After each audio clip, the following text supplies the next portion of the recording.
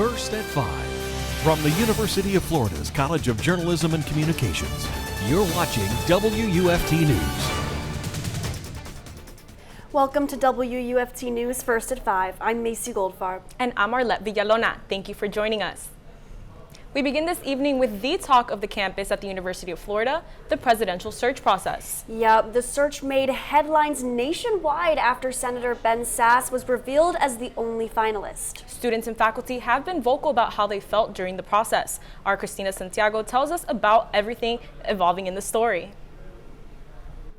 UF's Faculty Senate met about the search for presidential finalist Ben Sasse for more than 2 hours in the Faculty Senate chambers.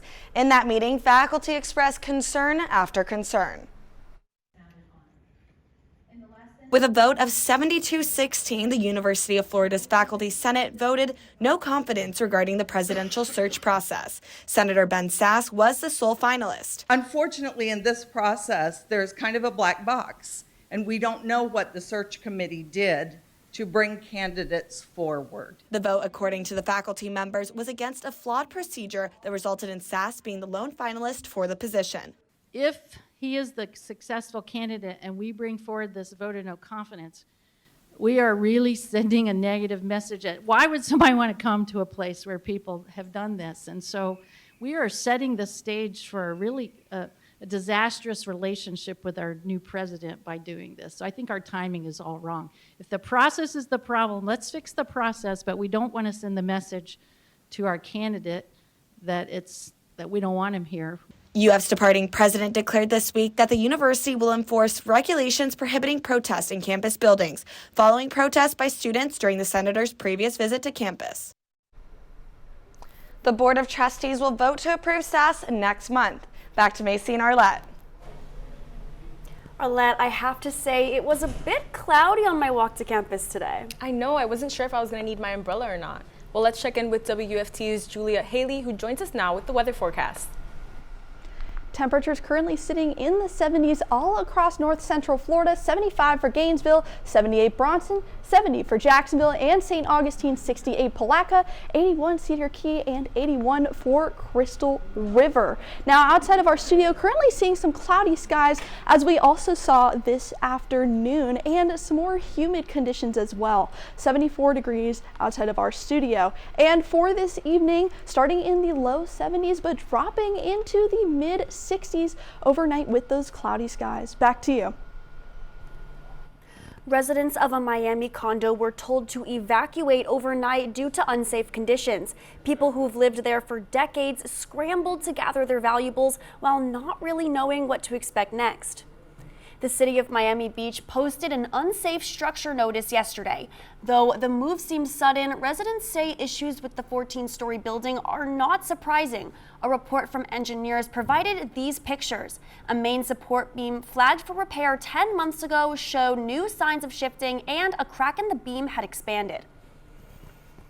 The Gainesville Police Advisory Council met this week to vote on the K-9 unit in light of the Terrell Bradley incident. WUFT's Silas Morgan is in the studio to tell us more. Silas. 2 members of the Police Advisory Council suggested abolishing GPD's K-9 unit at their meeting on Wednesday. Collie Blount and Sheila Payne attempted to pass a motion to officially recommend this to the City Commission. The motion failed by a vote of 5-2. Fareed Johnson, the council's former chair, said the council didn't have enough information on canines to make that recommendation. Police Chief Lonnie Scott attended the meeting but did not comment on the canine situation. The meeting's main focus was next month's City Commission meeting, where the Bradley mauling and the status of the canine unit will be discussed. Reverend Milford Greiner, who serves on the council, suggested they should present a unanimous front at next month's meeting, even if any recommendations made are not followed by the city. The special City Commission meeting is scheduled to be held on November 15th. If you want to read more about the story, visit WFT.org. Back to you, Macie. If you're eager to vote in the midterm election, you don't have to wait to join the crowds on November 8th. With a few more counties like Union and Suwannee ramping up soon, early voting will be going on statewide this Saturday, and that will remain true all next week through the following Saturday. But keep in mind, the final Sunday before Election Day is optional, so that means many counties in our viewing area will give their election workers that day off. Alachua County will only staff the downtown location. And in case you missed our Gainesville mayoral debate between Harvey Ward and Ed Belarski, we will be airing it tonight at 8:30 on WUFT-TV. The debate will also be shown next Tuesday at 8 p.m. and on Saturday, November 5th, it will air at 7 o'clock. Alachua County Fire Rescue Department has achieved accreditation for its ambulance services. WUFT's Valeria Ortega explains how this means a better level of service for the community.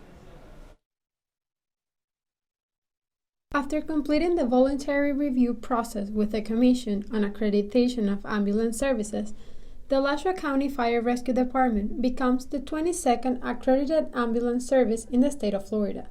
Firefighter Shelby Bates says the process has not been easy, but it has helped the department. At first it was a big adjustment, but I feel like it has been very beneficial. It helps us stay on our P's and Q's, therefore helping us provide better service to the community. With this achievement, the Fire Rescue Department exceeded state and local licensing requirements. It also managed to establish national standards that address customer service and total attention of the ambulance service. Assistant Chief Michael Cower explains the importance of this accreditation. It forces us to examine how we provide service to the community and ensure that we're giving the best possible service that we can. To obtain CAS accreditation, the fire department is rigorously evaluated during 3 days. However, they have been working for several years to achieve it. It's not that easy to do. It's been over a 2-year process for us. The Commission is in charge of evaluating not only the department's control over ambulances, it also evaluates the temperature at which medicines are stored and the access that civilians might have to them. We never really thought twice about how secure things had to be, but now that we have this accreditation, it made us think twice about how secure our supplies actually were. Despite the long process and being relatively small department, the firefighters feel motivated and encouraged by the accreditation to provide a better service to the community. Valeria Ortega, WUFT News. Alachua County Fire Rescue is just one of 190 ambulance services in the country to successfully complete the voluntary review process. Congratulations to the Alachua Fire Rescue. And coming up, a shocking attack on a politician's home leaves Paul Pelosi hospitalized. We'll tell you what we know so far. Also ahead, braving the storms to get America better hurricane forecasts. We'll bring you another up-close look at the work of the hurricane hunters.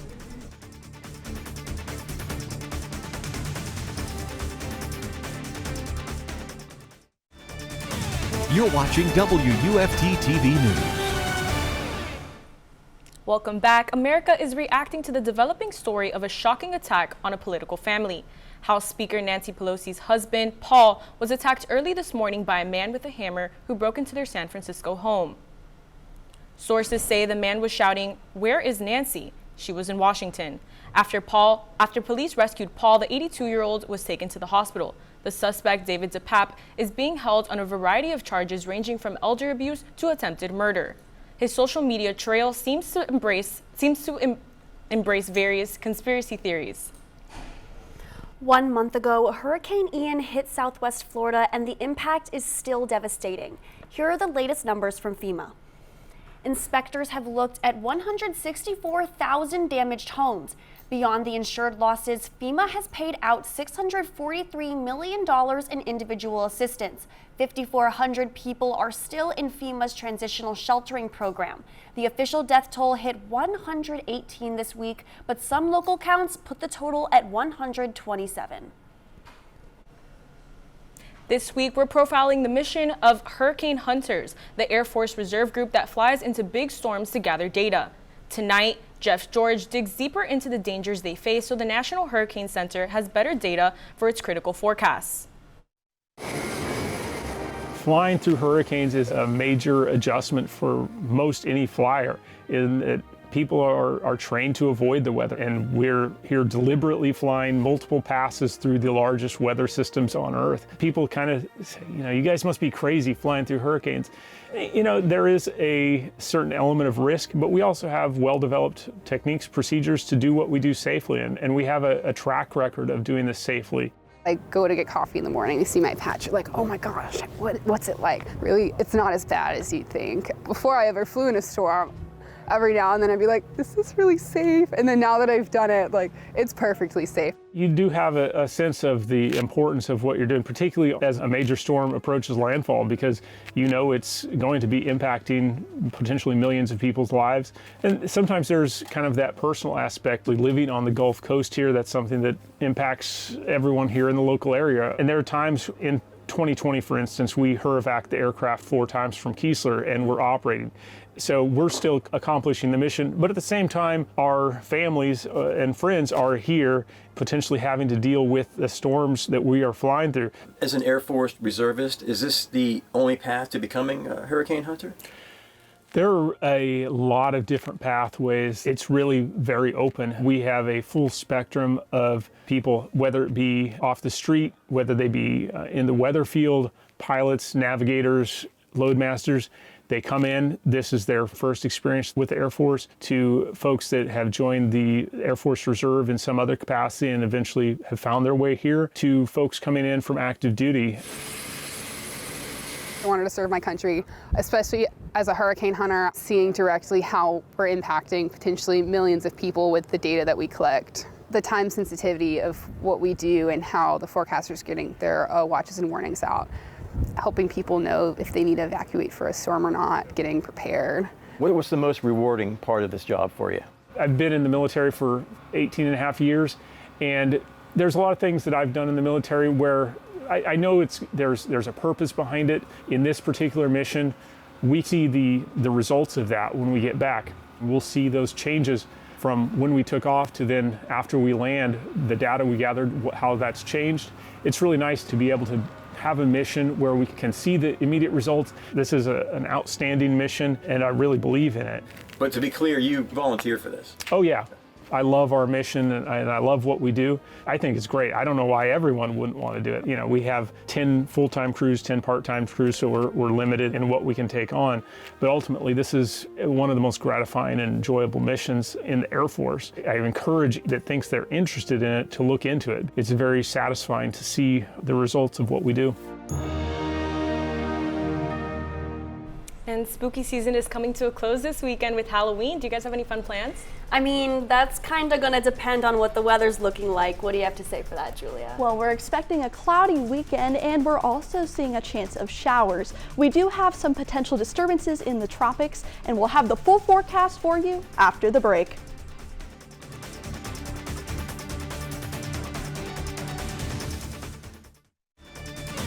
You're watching WUFT-TV News. Started off with a cloudy and mild Friday afternoon. Seeing those clouds outside of our studio right now, 74 degrees, but feels like 75 degrees outside. Just a little bit humid as well. Temperatures currently sitting in the mid 70s, 75 Ocala, 77 Bronson, 76 High Springs, 70 Jacksonville, and 70 St. Augustine due to those easterly winds giving some cooler temperatures toward I-95. Now for this evening, starting in the lower 70s and dropping very mildly into the mid 60s, those clouds staying overnight and into the morning. So when you wake up Saturday morning, staying in the mid 60s all over north central Florida, 65 Ocala, 64 Palatka, and Gainesville, 63 Stark, 62 Lake City. And for your Florida, Georgia forecast for tomorrow, for your Saturday, those clouds are starting to roll in around noon. You're going to see those highs in the mid 70s around kickoff and a slight chance for showers when you leave the game on Saturday. And Saturday, those highs staying mostly in the upper 70s and the lower 80s. 80 Gainesville, 83 Bronson, 81 Ocala, 79 Palatka, and 77 for Stark. Now we are expecting some showers around the Panhandle for your Sunday, but we are going to get a dry pocket of air, making for a great Halloween, as we will be seeing some drier temperatures, drier air and conditions overall. For your Halloween forecast, expecting those sunny sunny skies when you're getting ready in the afternoon. It's going to be a high of 88, which is exceptionally high for this time of year. Clouds rolling in, making for a spooky Halloween, and those lows are going to sit in the mid 60s. So you may not need a jacket for this Halloween. For our fall foliage forecast, those leaves are turning yellow for early November, then orange for mid-November, and then for late November turning brown. So seeing the fall aesthetic make its way through this November. For your 6-day outlook, seeing those cloudy skies for Saturday, and then rising in temperature above average for this time of year, and then lowering throughout the rest of the week with some drier conditions as well. Back to you. Thanks, Julia. With Halloween on Monday, a Gainesville pumpkin patch is using the holiday spirit to change lives. Buy a Pumpkin, Feed a Child is donating 100% of its proceeds to malnourished children. It is located on Northwest 39th Avenue at the Gainesville Church of Gods. The donations are spread to local and international organizations, including Food for Kids in North Florida, the Salvation Army, and mission trips to Guatemala and Venezuela. Volunteer Leah Kleins describes how much the effort has grown over the years. Every year we expand in some sort of area, and it's honestly like breathtaking. It's like anything I've ever seen before. Klein says for every $35 spent, a child is fed for an entire month. The patch will stay open until October 31st for families to enjoy and help the cause. Hey Macie, are you a Gators volleyball fan? I am actually. I'm gonna go see them play tomorrow and Sunday in the O-Dome. Coming up in sports, you'll hear all about Florida's weekend-long volleyball series.